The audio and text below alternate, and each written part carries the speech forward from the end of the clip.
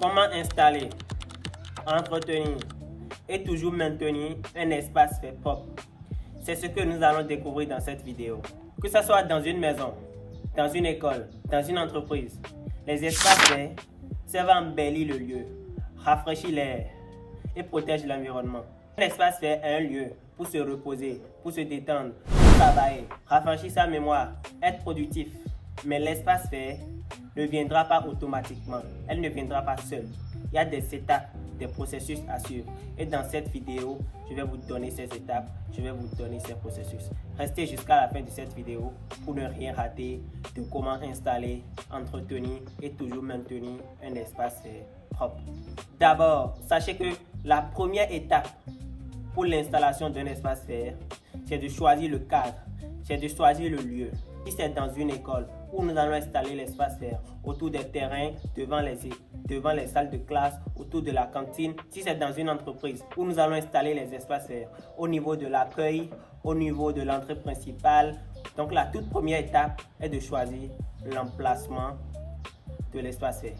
Après cela, pour moi, l'étape à suivre, c'est tout simplement d'avoir une maquette. C'est une proposition de maquette. Si c'est un technicien qui veut vous installer sur cet espace vert, essayez de demander au technicien de vous faire une proposition d'une maquette. À quoi est-ce que va ressembler mon espace vert lorsque nous serons à la fin? À quoi va ressembler concrètement mon espace vert? Lorsqu'une personne veut construire une maison, on a le plan. Lorsqu'on a un projet, on a le plan. C'est la même chose pour un espace vert. Une proposition de maquette, un plan pour que le propriétaire, pour que vous puissiez voir à quoi est-ce que votre espace vert peut ressembler. Après la maquette, nous passons à une étape très cruciale. C'est la sélection et le choix de vos plantes ornementales. La sélection et le choix de vos plantes ornementales. Et cette partie, je vous conseille de le faire surtout avec un technicien, avec un ingénieur, avec un agronome, quelqu'un qui maîtrise les plantes autour de vous. Parce que dans une maison, on n'installe pas une plante en l'air. Il y a les vertus des plantes, il y a l'importance de chaque plante. Il y a des plantes qui sont conseillées, il faut mettre à l'entrée de la porte, il faut mettre au niveau du portail à cause de leurs vertus. Il y a des plantes qu'il faut mettre à l'entrée du salon, il y a des plantes qui doivent rester autour de la cuisine. Chaque plante a son importance et il faut la sélection des plantes. C'est l'une des étapes très importantes dans l'installation d'un espace vert. Après le choix de vos plantes ornementales, il faut les planter. Et pour un petit conseil aussi, vous n'aviez pas besoin d'acheter toutes vos plantes ornementales.